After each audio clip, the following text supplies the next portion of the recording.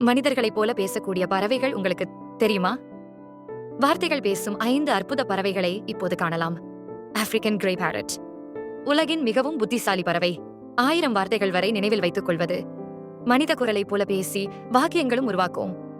இந்திய ரிங்நெக் பிராட் மிகவும் பிரபலமான குட்டி பேச்சாளி. துளிர்படும் குரலில் வணக்கம், சாப்பிட்டாயா என கேட்கும்.